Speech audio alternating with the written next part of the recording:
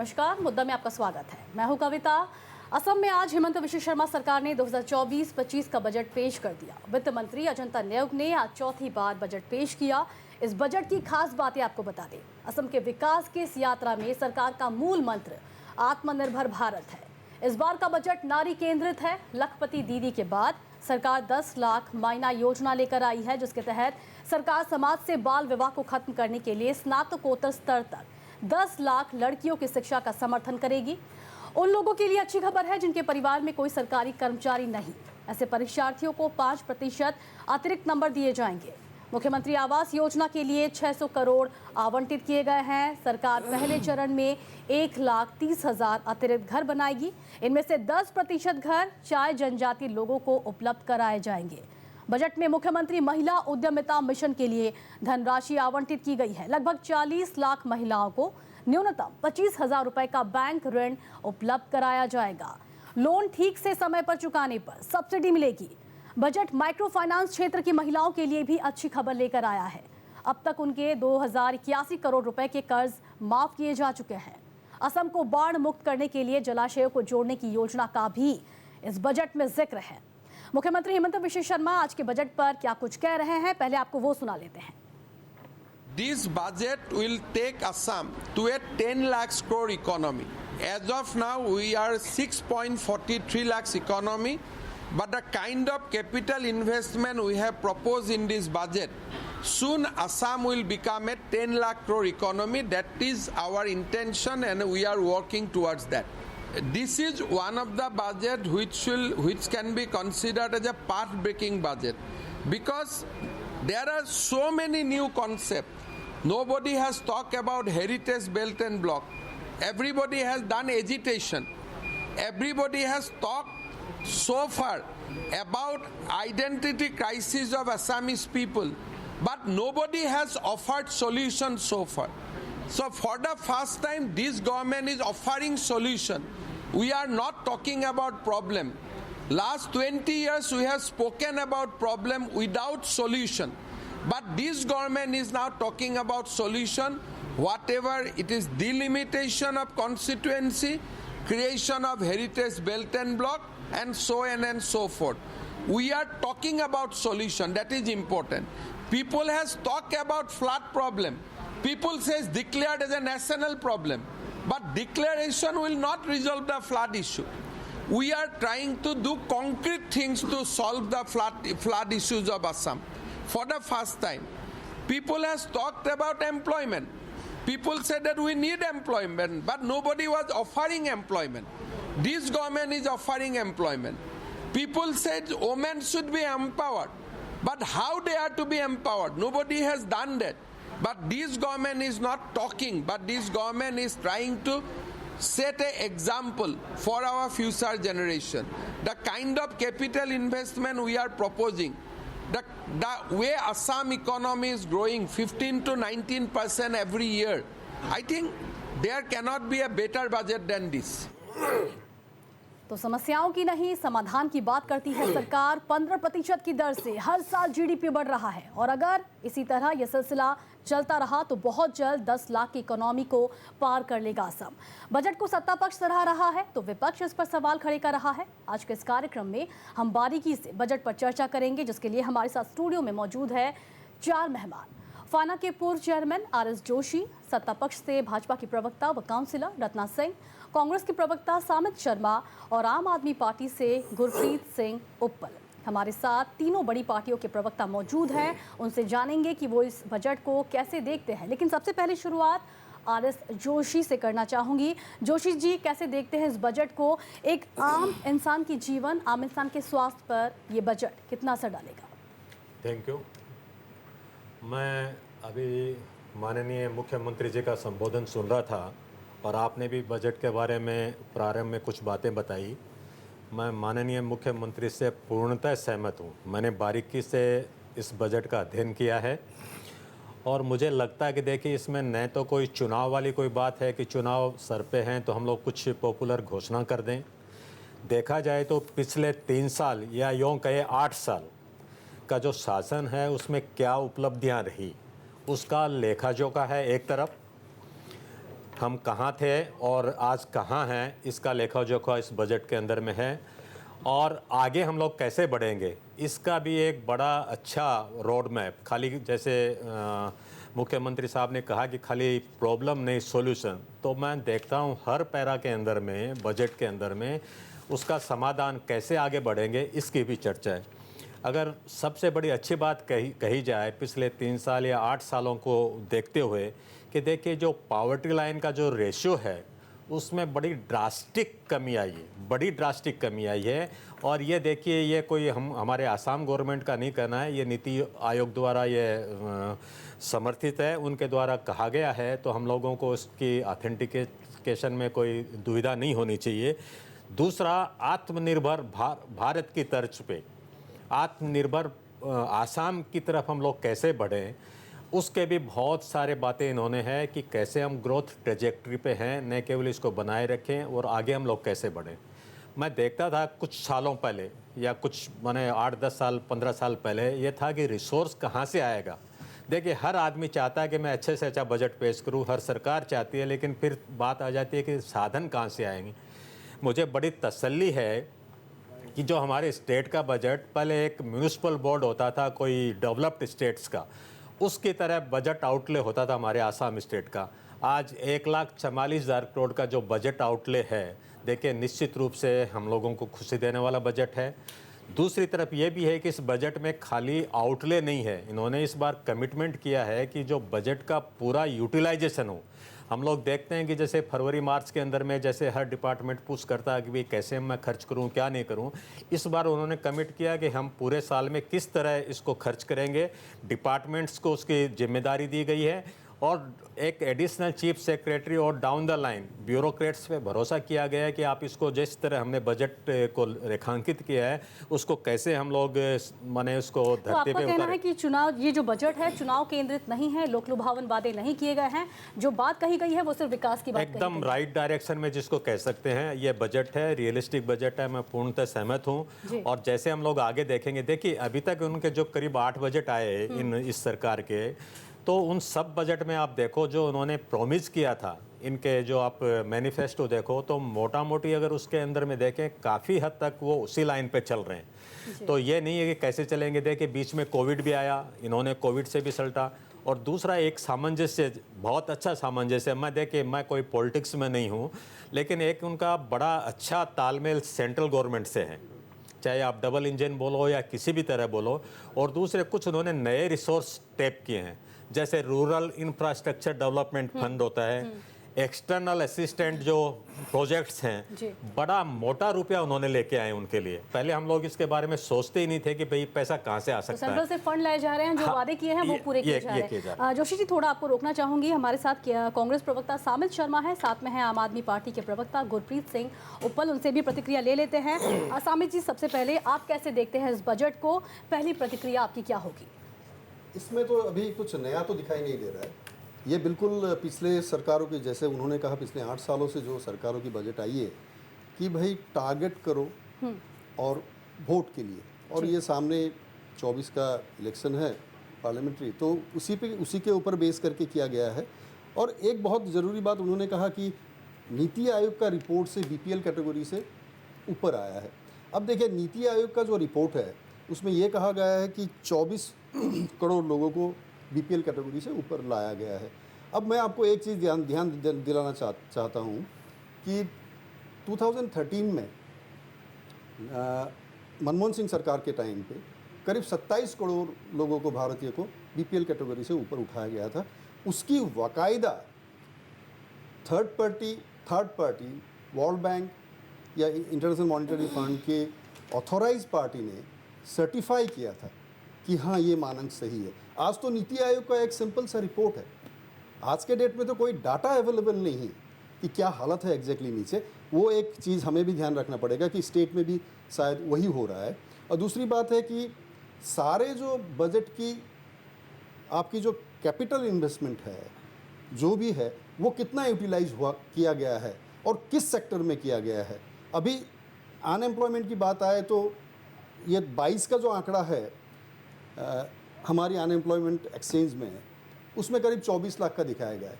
शायद आज के डेट में वो 30-35 लाख से भी ऊपर हो सकता है। तो उसके लिए क्या बजट में पकड़ा गया है? अब एक स्कीम उन्होंने लिया कि 5 लाख रुपया करके देंगे, जो 5 साल बाद 60 इंस्टॉलमेंट में पेमेंट करेंगे। आज के डेट में कोई भी आपका स्कीम 5 लाख रुपया से क्या हो सकता है? उसके भी तो कुछ चाहिए कि गवर्नमेंट किस किस सेक्टर में एग्जैक्टली वो 5 लाख रुपया किसी को ऐसे ही बांट देगी। पहले भी था, बहुत सरकार के दिनों में 1 लाख रुपया था, DIC का स्कीम पे था, 2 लाख रुपया तक भी था आज से 15-20 साल पहले, लेकिन उसका कोई फ्रूटफुल रिजल्ट नहीं देखा गया। तो उस लिहाज से और उसके ऊपर से जो ये सरकार की जो खर्च हुई है पिछले 8 साल में, कुछ चीज़ें बिल्कुल बेमानी तरीके से खर्च किया गया है। जैसे मैं कहूँगा वाइब्रेंट असम पे जितना पैसा खर्च किया गया, कितना इंडस्ट्री आई है। अब मैं एक चीज़ याद दिलाऊंगा, स्पेशल एरिया था, ये इंडस्ट्रियल जोन था नॉर्थ ईस्ट का, UPA के टाइम पे स्पेशल एरिया डिक्लेयर किया गया था, उसे रिमूव कर दिया गया। उसके बाद ये वाइब्रेंट असम में जितना पैसा स्टेट ने खर्च किया, रिटर्न में कितना इन्वेस्टमेंट आया। उससे भी ऊपर बात यह है कि जो लोन सरकार के सर पे है, अब देखिए, अब सर कह रहे थे कि पिछले 8 साल से बहुत बढ़िया आपका बजट बना है, लेकिन हम देख रहे हैं कि हर एक साल में लोन अमाउंट इंक्रीज हो रहा है, वो कम अमाउंट में नहीं है। आपको मैं पिछले कुछ सालों का अगर कर्ज की बात कर रहे हैं कांग्रेस प्रवक्ता सामित शर्मा, रत्ना जी आप जवाब देंगी, लेकिन थोड़ा मैं आपको रोकना चाहूंगी। पहले पहले ऊपर जी से उनकी पहली प्रतिक्रिया लेना चाहूंगी। इस बजट को लेकर आप क्या कहेंगे? आपको मिलेगा जवाब देने का मौका, पहले उनसे ले लेते हैं। ये बजट होता है इकोनॉमिक्स के ऊपर, आमदनी और खर्च के ऊपर। ये हमें ऐसा कुछ नज़र नहीं आया इस बजट में। ये पॉलिटिकल बजट है, through and through political budget है। इसमें पॉलिटिक्स की जा रही है, हितधारी को बनाया जा रहा है और लोग उसमें ऐड हो रहे हैं। इन्होंने कहा 2.5 लाख और ऐड करेंगे हम अरुणोदय में। और सबसे इंटरेस्टिंग बात मुझे आज लगी, जोशी साहब ने जो बताया कि ये फाइन आर्ट के ये प्रेसिडेंट है शायद, है ना? रहा ओके, इंडस्ट्री से जुड़े हुए इंसान काफ़ी दिन से हैं। उन्होंने कहा काफ़ी लोग BPL के रेखा से ऊपर आए, लेकिन फिर भी हमारा देश 80 करोड़ लोगों को अनाज दे रहा है आज की डेट में। कितने करोड़ को? 80 करोड़। तो अगर BPL से ऊपर है लोग हैं, फिर उनको अनाज क्यों दिया जा रहा है? ये कॉन्ट्राडिक्टरी नहीं हुआ? ये कहाँ जा रहे हैं हम लोग? तो this is a pure political budget, nothing, कुछ भी नहीं है इसमें। यहाँ पे कहा गया है लोगों को, टी गार्डन के लोगों को घर दिया जाएगा। पहले ज़मीन तो दे दो। सब तो ज़मीन के मालिक तो टी गार्डन के मालिक हैं, उनके पास ज़मीनें नहीं है। हमारे जितने भी आदिवासी भाई बहन हैं हमारे, एक पट्टा भी नहीं है उनके नाम पे, तो घर कहाँ बनाएंगे? हवा में बनाएंगे वो। ये सब पॉलिटिकल गिमिक है ये बजट, नथिंग एल्स।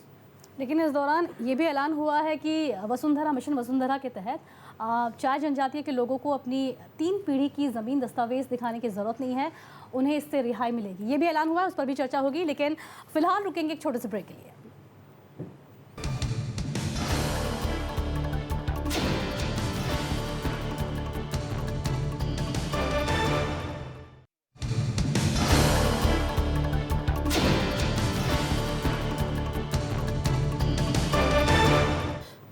ब्रेक के बाद आपका फिर से स्वागत है। आज बात हो रही है बजट को लेकर।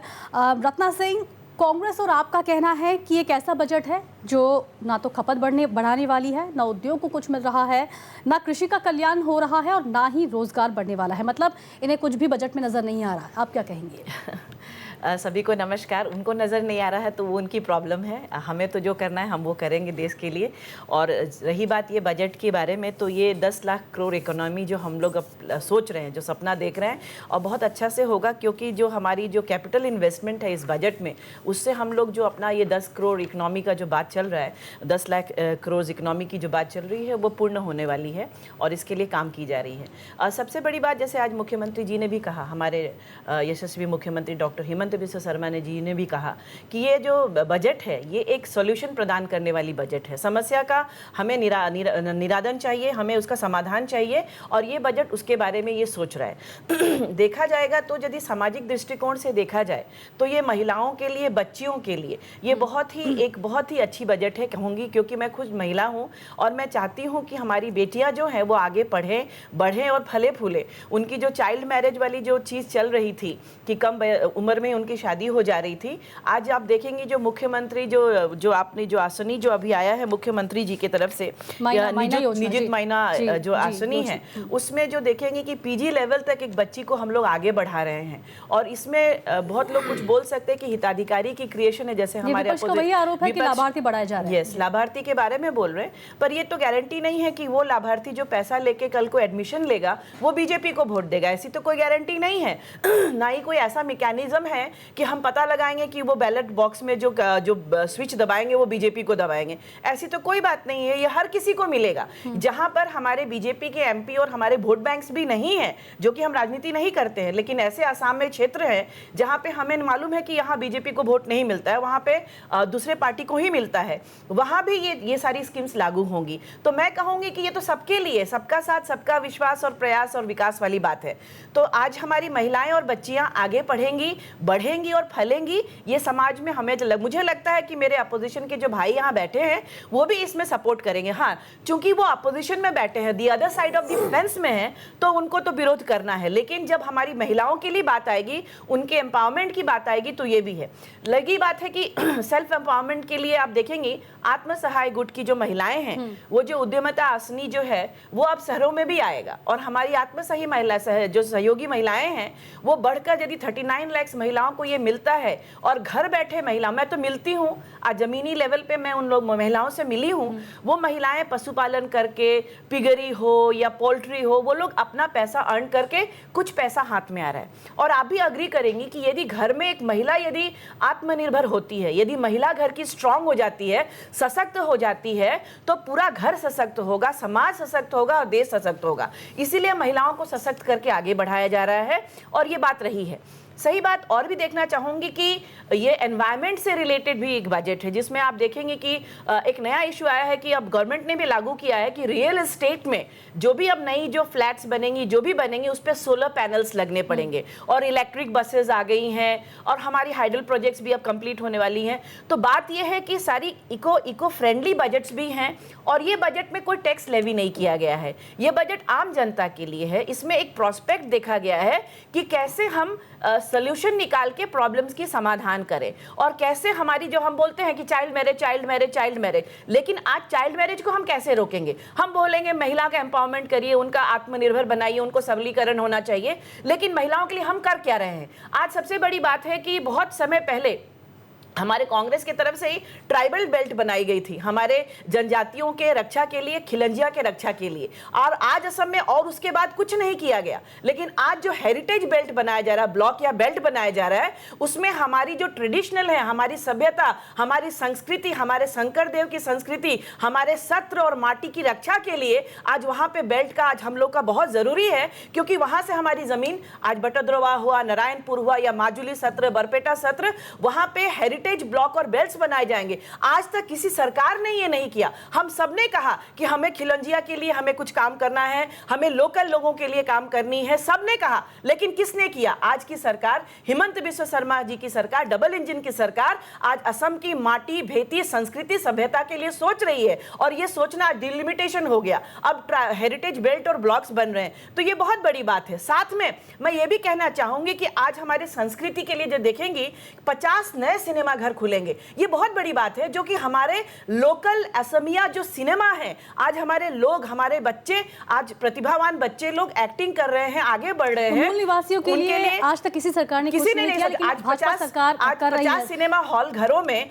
आज हमारे बच्चे काम करेंगे, हमारे युवा पीढ़ी को नौकरी मिलेगी, कम बात है। साथ में हमारी जो रासलीला, जो हमारे भावना कमिटीज है, उनको भी 25,000 दिया जाएगा, और कहा गया है कि यदि आप राम जी के बारे में एक अंकिया नाट जो होता होता है, आप करा के और दिखाएंगे तो 10,000 एक्स्ट्रा भी मिलेगा। तो आज हमारे सभी लोगों को, ये हिताधिकारी नहीं है कौन किसको वोट देता है, कहीं आप ये तो नहीं है कि हम पैसा देते वक्त हम साइन कराते हैं कि आपको बीजेपी को वोट देनी है, ऐसी कोई बात नहीं है। अरुणोदय की आसनी जब मैं देख रही हूं, बहुत कांग्रेस के लोगों को भी मिला है, जो कांग्रेस के वोटर हैं, घर ले रहे हैं, सब लोग ले रहे हैं। क्या गारंटी है कि मोदी को वोट देंगे? क्या गारंटी है कि बीजेपी को देंगे? नहीं। लेकिन चूंकि हम अंत्योदय की आइडियोलॉजी को फॉलो करते हैं, समाज में हर एक व्यक्ति को आगे बढ़ना है, चाहे वो कहीं का भी है, किसी लैंग्वेज का हो, किसी जाति का हो, किसी भाषा का हो, किसी धर्म और संप्रदाय का हो, सभी लोगों को आगे बढ़ाएंगे तभी भारत आगे बढ़ेगा। और वही सुशासन जो हम अटल बिहारी वाजपेयी की गुड गवर्नेंस की बात करते हैं, अंत्योदय की बात करते हैं, वही सक्सेस होगी। इसमें बीजेपी और कांग्रेस वाली बात नहीं है। समाज को सबको एक साथ लेके चलना है, वही हमारा हित है, वही हमारी हिताधिकारी है। ये भाजपा का लक्ष्य है और इसी के साथ भाजपा आगे भी बढ़ रही है, ये कहना है भाजपा प्रवक्ता का। सामित जी, सरकार समाज से बाल विवाह को खत्म करने के लिए स्नातकोत्तर स्तर तक 10 लाख लड़कियों की शिक्षा का समर्थन करने वाली है। ऐसा कांग्रेस के शासन के दौरान किसी बजट में नजर नहीं आया था, ये कहना है भाजपा का। नहीं, ठीक है, सरकार तो हमेशा, देखिए आज पिछले 8 साल हो गया तो कुछ ज़रूरतें दिखाई दी है तो सरकार ने कोई स्टेप ली है, वो ठीक है, वो होता है। लेकिन बुनियादी बात किया है, हमारी प्राइस राइस की हालत किया है। अब जिस सरकार ने आपकी फार्मर की आय दुगनी करने की बात थी, उस सरकार के दिन में आज के डेट में फार्मर का आय कितना है? 27 रुपया है। अब सोचिए, ये नीति आयोग की रिपोर्ट है, ये हमारी बात नहीं है। आज आप देखिए हर एक पैमाने में इस सरकार ने, देखिए स्टेट और नेशनल गवर्नमेंट में बहुत बड़ा डिफरेंस नहीं है हमारे देश में, क्योंकि हमारी काफ़ी इकोनॉमी डेवलपमेंट स्टेट की डिपेंडेंट है सेंट्रल टैक्स के ऊपर, सेंट्रल असिस्टेंस के ऊपर। तो हमारी सारी चीज़ें नेशनल लेवल पे ही सही आएगी। जैसे कि अनएम्प्लॉयमेंट का मैंने कहा, जैसे कि आपका फार्मर का आपका इनकम कहा कि 27 रुपीज़ अभी दिखाई दे रहा है। उसके ऊपर देखिए कि जो हालत हमारा उसमें है, आय बिल्कुल लोगों की सेविंग घट गई है। जो सेविंग का हाल 14 में था उससे नीचे आ गई है सेविंग। कंज्यूमर, अब देखिए मतलब कंज्यूमर कब खरीद सकता है? जब खरीद कैसे इंक्रीज होती है, उसके ऊपर फिर लोगों का इकोनॉमी का रिफ्लेक्शन आता है। अभी देखिए आईटीसी या हिंदुस्तान लीवर या ब्रिटानिया की सारी प्रोडक्ट पिछले 3 साल में काफ़ी कम बिक्री हो रही है। हमारी देश की टोटल देखिए, हम यहाँ स्टेट की लोन की सवाल कर रहे हैं, स्टेट का लोन जाके करीब 1.5 लाख करोड़ रुपया होने वाला है। लेकिन विकास भी तो हो रहा है ना सामित जी, विकास भी हो रहा है। अच्छा, विकास कहाँ हो रहा है? हर एक विकास कहाँ हो रहा है? जहां आपके स्टेट में, इतने छोटे से स्टेट में अगर 30 लाख लोग अनएम्प्लॉयड है तो विकास कहाँ है? इंडस्ट्री कहाँ है? इंडस्ट्रियलाइजेशन कहाँ गया?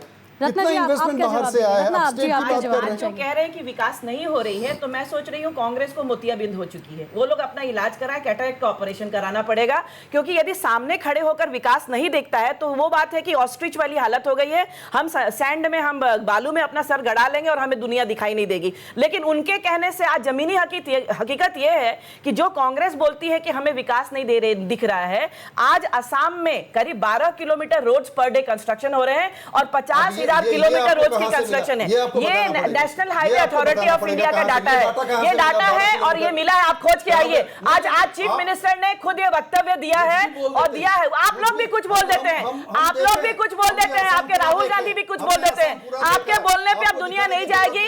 आपने अपना बेस आपका खत्म हो चुका है। आप सही बात बोलिए, लोगों को गुमराह मत करिए। गुमराह करते करते आपके राजीव गांधी थे, बोलते थे कि हम जब 1 रुपया भेजते हैं तो 15 पैसा लोगों तक आती है। आपके जमाने में दलाल पैसा खा जाते थे, लेकिन अब डीबीटी के ट्रांसफर के हिसाब से अब सारे किसान और गरीब और लोगों को पैसा मिल रहा है। आपके कांग्रेस काल में दलाल राज चलता था। आपके राजीव गांधी बोलते थे कि हम 1 रुपया भेजते हैं तो 10 पैसा पहुंचता है।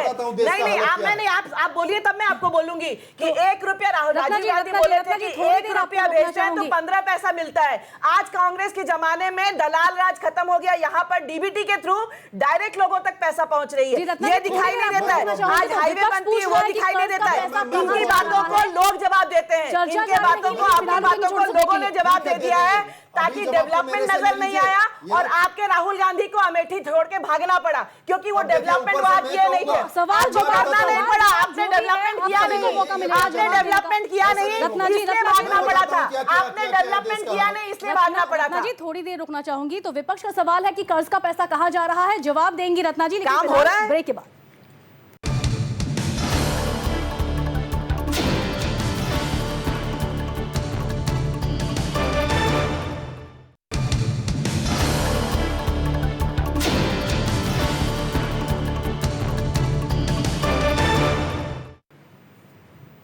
तो बजट पर चर्चा जारी है। विपक्ष का सवाल है कि कर्ज का पैसा कहां जा रहा है, लोन बढ़ रहे हैं लेकिन विकास नहीं हो रहा। जवाब देंगी रत्ना जी, क्या कहेंगी?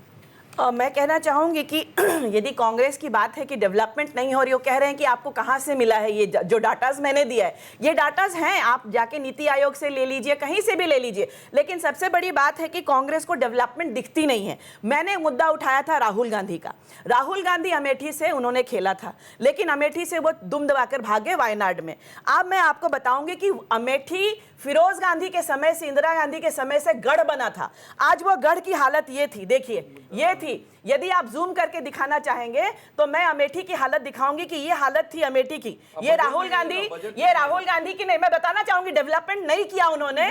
जब आप ये देखिए आप, डेवलपमेंट है वहां पर। ये अमेठी की हालत थी, ये अमेठी की हालत थी पहले, और ये अमेठी की हालत के बाद आज वहां पर बीजेपी सरकार ने कितना डेवलपमेंट किया। लेकिन जब राहुल गांधी पे प्रश्न उठा कि आपके खानदान का वो गढ़ था और वहां डेवलपमेंट क्या हुआ, तो उनको डेवलपमेंट की बातें में याद नहीं आई, वो छोड़ के भाग गए। क्योंकि वो लोग समस्या का समाधान नहीं करते हैं, उपाय नहीं निकालते हैं। आज हमारे यहाँ स्पोक्स पर्सन बैठे हैं और कहते हैं कि हमें तो डेवलपमेंट दिखता नहीं है। तो मैं तो यही कहूंगी कि ऑपरेशन कराना पड़ेगा। रही बात है कि आप आज कह रहे हैं कि बोरोविंग्स हो रही हैं या जो भी है, लोन में, बजट्स में जो भी हो रहा है, डेवलपमेंट नहीं हो रहा है। रोड्स बन रहे हैं, एम्स बन रहे हैं। कंपैरिजन नहीं, आपने व्हाइट पेपर्स पढ़े होंगे। व्हाइट पेपर्स में गवर्नमेंट ने व्हाइट पेपर निकाला, उसमें एनालिसिस क्लियरली है आपके जमाने में क्या था और आज क्या है। यदि आपने डेवलपमेंट किया होता तो घर में लड़कियों को स्कूल छोड़ के घर में बैठना नहीं पड़ता।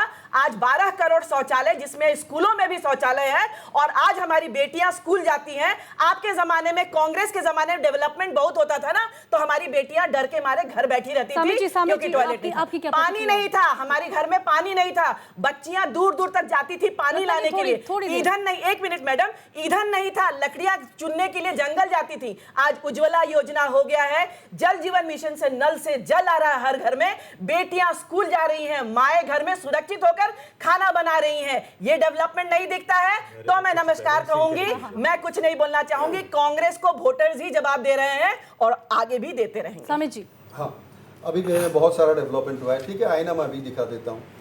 हमारे दिन में जीडीपी था 6.7, अब मैनिपुलेट करके भी इनका जीडीपी पिछले मैनिपुलेट वाली बात कहां से आती है? मैनिपुलेट आप कैसे बोल सकते हैं? आप मैनिपुलेट कैसे बोल सकते हैं? आप आंकड़ों पे विश्वास नहीं करेंगे। मैनिपुलेशन आप सब कहां से लाते हैं? आपको कोई विश्वास नहीं करता है, आप संविधान नहीं मानते हैं, आप कोर्ट नहीं मानते, आप मैनिपुलेशन कैसे बोलते हैं?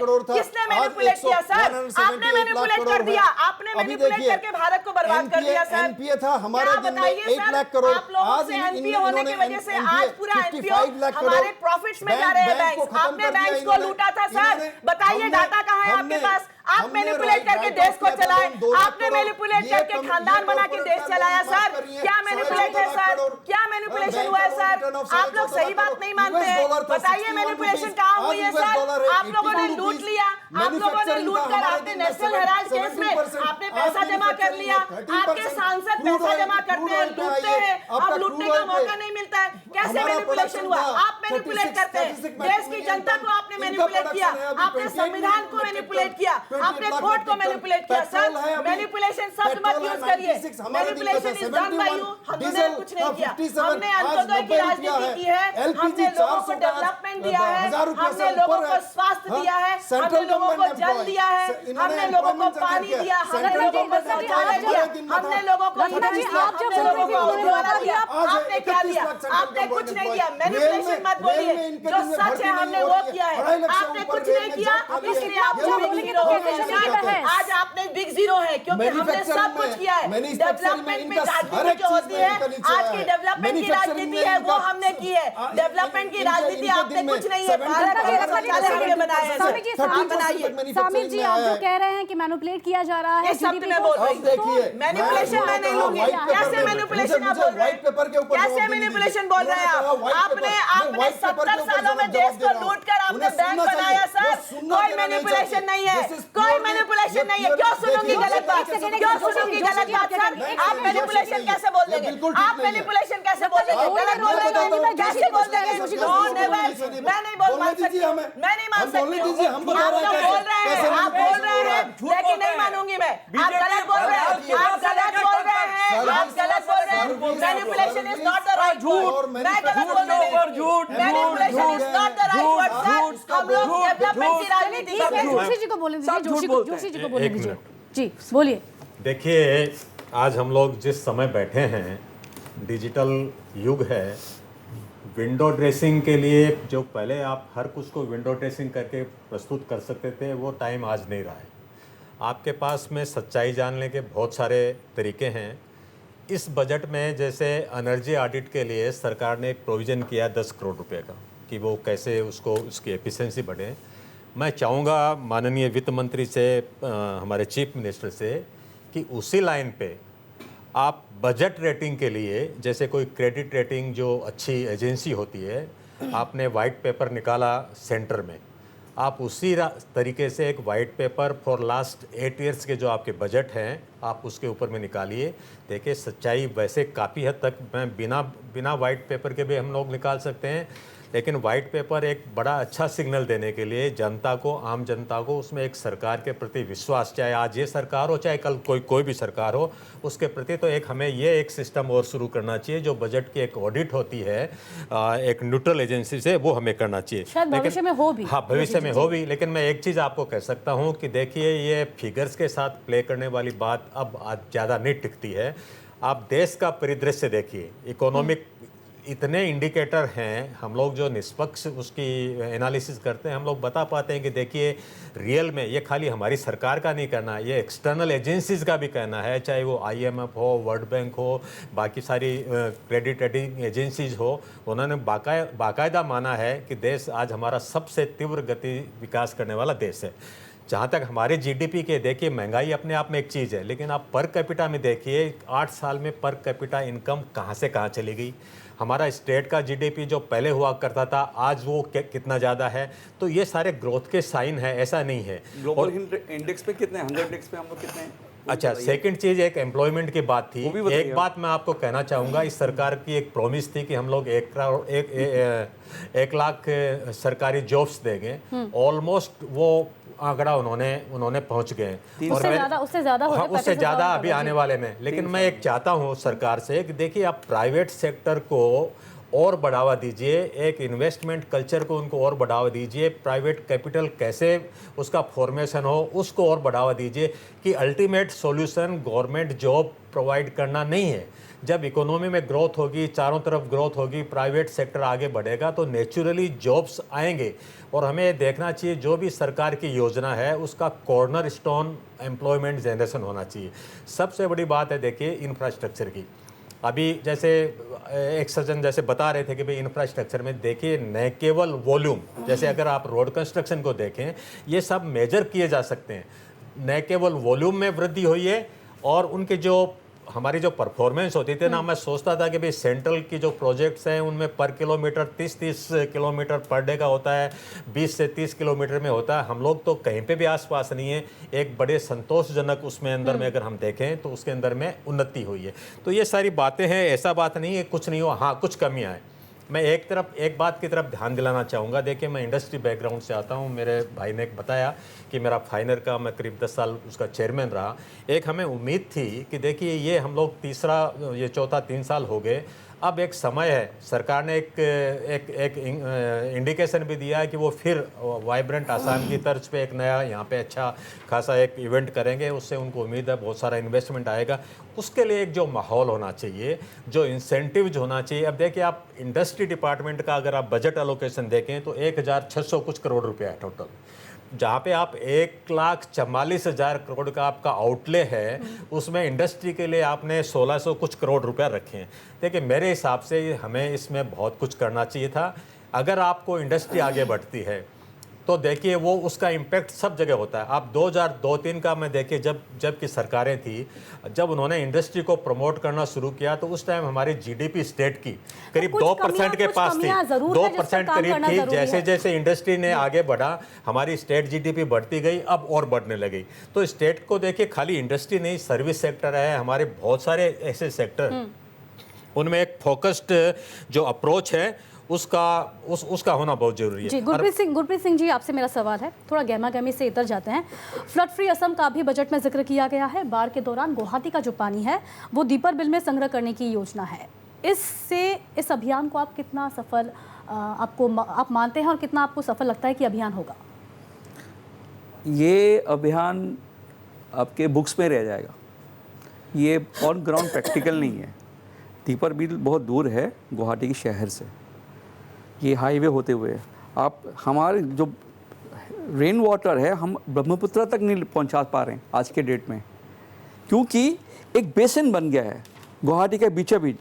जो श्रद्धांजलि कानन था, ये एक पुखरी थी, 9 बीघा की एक पुखरी थी, जिसको मिट्टी डाल के उसको एक पार्क बना दिया गया है, दिखाने के लिए कि आप डेवलपमेंट कर रहे हैं। लेकिन उसको संरक्षण करते हैं तो आज जो नवीन नगर और अनिल नगर की जो स्थिति है वो कभी नहीं होती। हम पैदाशी गुवाहाटी के हैं, हमको मालूम है कहाँ प्रॉब्लम क्या है।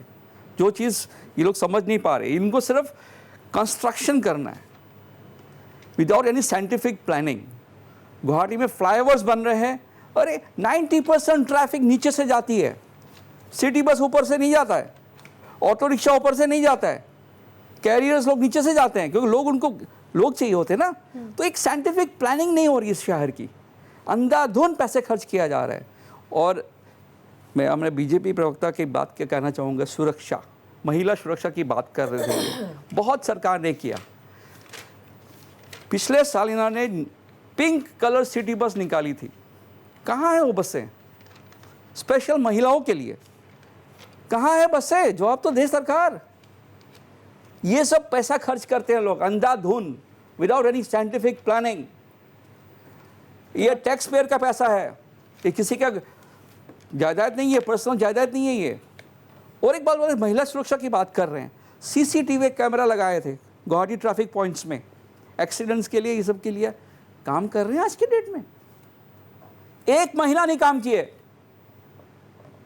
और एक बात, स्मार्ट सिटी रैंकिंग में हमारा शहर सबसे नीचे आया। तो इतने फजूल खर्ची की इन्होंने सरकार ने, इतना बकवास, मतलब क्या बताऊं मैं। इस पर जवाब जरूर भाजपा प्रवक्ता आपको देना होगा। फिलहाल रुकेंगे एक छोटे से ब्रेक के लिए, जल्द होंगे हाजिर।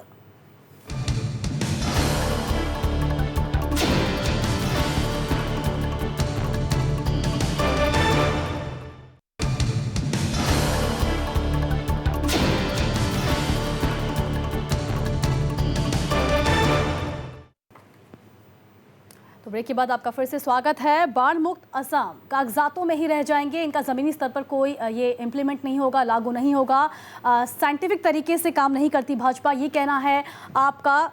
भाजपा प्रवक्ता रत्ना सिंह, आप क्या जवाब देना चाहेंगी? मैं पहले ये कहना चाहूँगी कि साइंटिफिक और आज जो पहले की सरकारें जो करके गई हैं उन मिस्टेक्स को सुधारने का अब काम हो रहा है, अब कर रहे हैं हम लोग।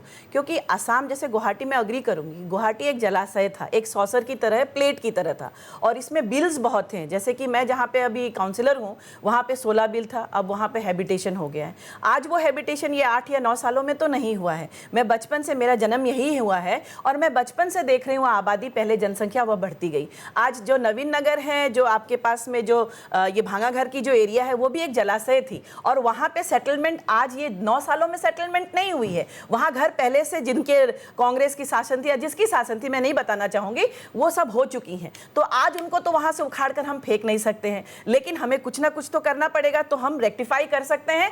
और जो दीपर बिल वाली जो बिल की बातें हैं, ये स्पेस रिसर्च ऑर्गेनाइजेशन के तरफ से ये दिया गया है कि ये काम किया जाए और इसकी इंप्लीमेंटेशन एक माने टेस्ट एक्सपेरिमेंटेशन दीपर बिल के साथ की गई, जिसमें बहुत मतलब बहुत बेनिफिट्स मिला गया है और अब इसको आगे बढ़ाया जाएगा। ये साइंटिफिक तरीके से हो रहा है।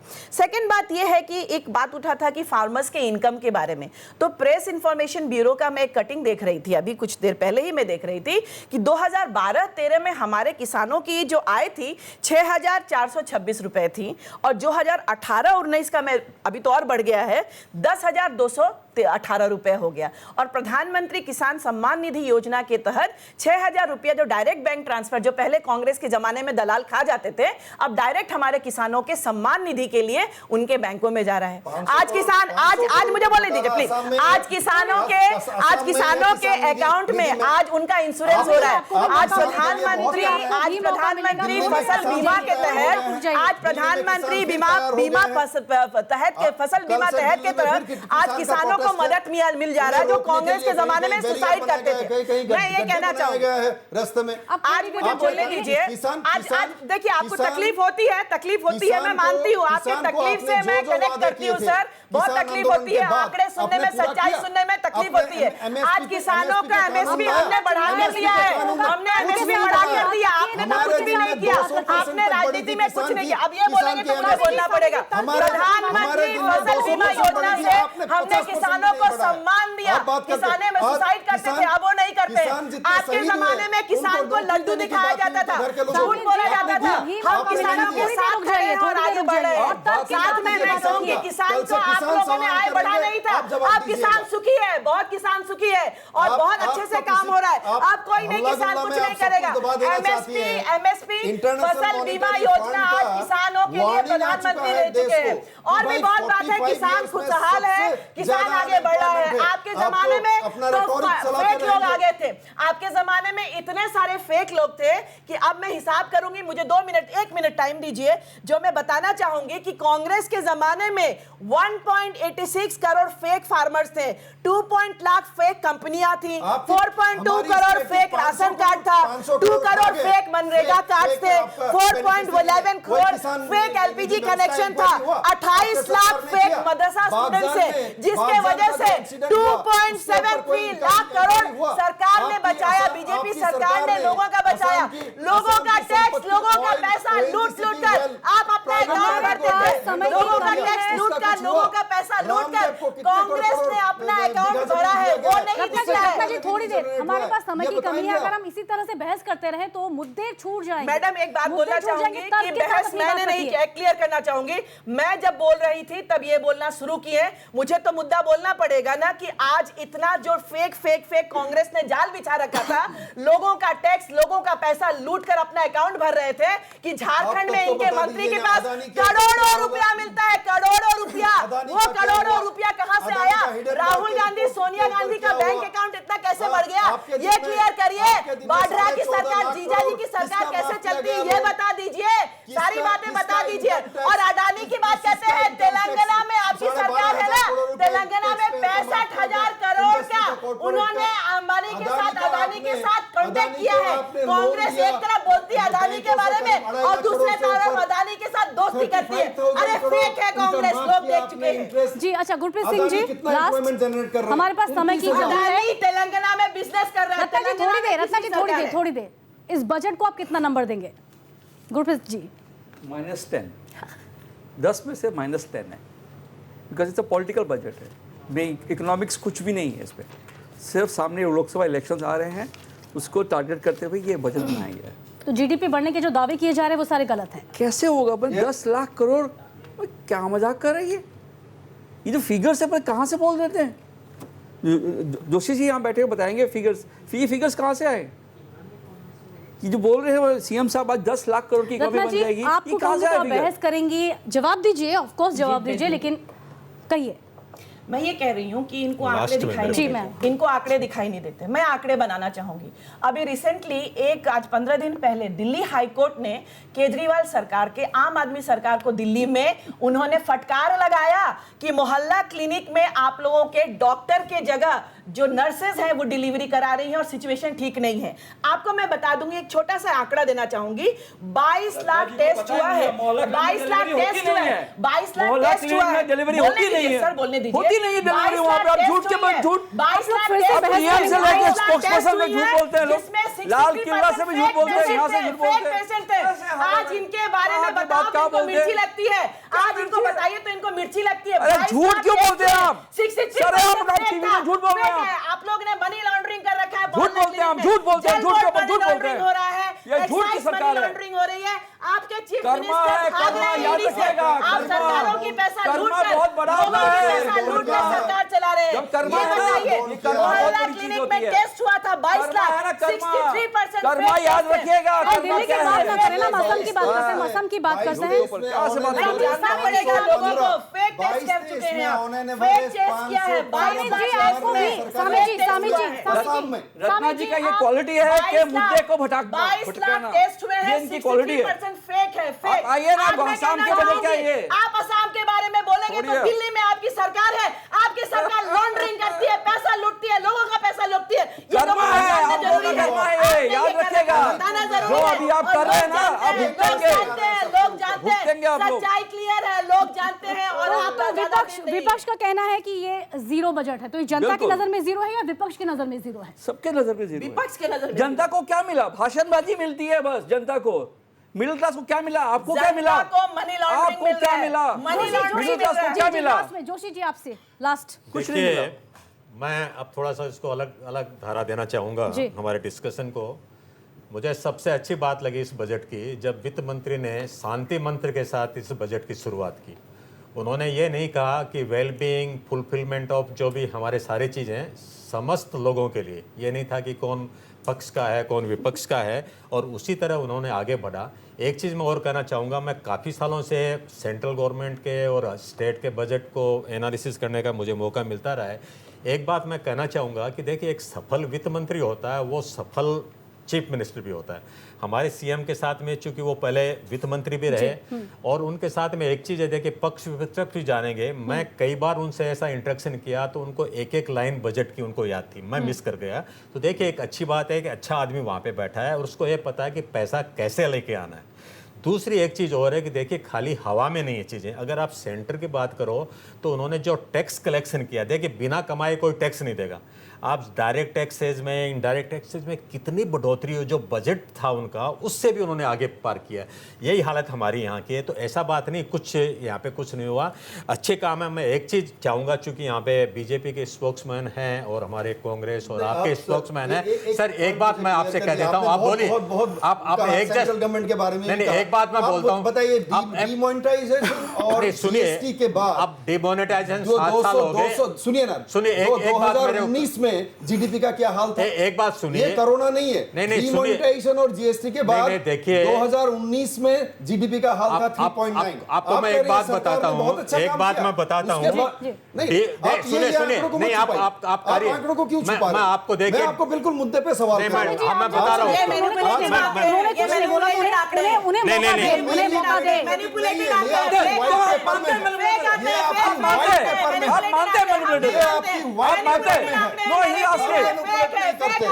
आप मान लिया, आपने मान लिया तो फेक है, तो इन्होंने मान लिया फेक है, तो आपने मान लिया फेक है, मानते हो आप?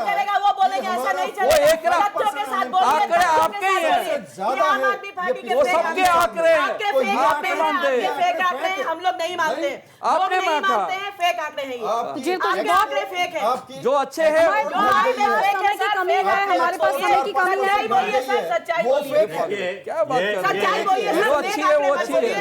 लोग जानते हैं, आजकल डिजिटल युग है, सब जानते हैं। रत्ना जी, GST ये में एक फेक आंकड़े फेक आंकड़े मत दीजिए सर, फेकबाजी मत करिए सर, बहुत हो गया, अच्छे आंकड़े अच्छे हैं, फेकबाजी मत करिए प्लीज। डबल स्टैंडर्ड्स है, बहुत ये बीजेपी का डबल स्टैंडर्ड है, मनी लॉन्ड्रिंग की बात करते हैं, डबल स्टैंडर्ड, डबल स्टैंडर्ड हमारे पास समय की कमी है, हमारे पास समय की कमी है। मैं इस मुद्दे एक पर हम निवेदन दूसरे करना दिन चाहूंगा। और चर्चा करेंगे मैं क्योंकि हमारे खाली पास एक समय की निवेदन कमी करना है। चाहूंगा हमारे पक्ष विपक्ष से। देखिए, हमें स्टेट में प्राइवेट इन्वेस्टमेंट की बहुत जरूरत है।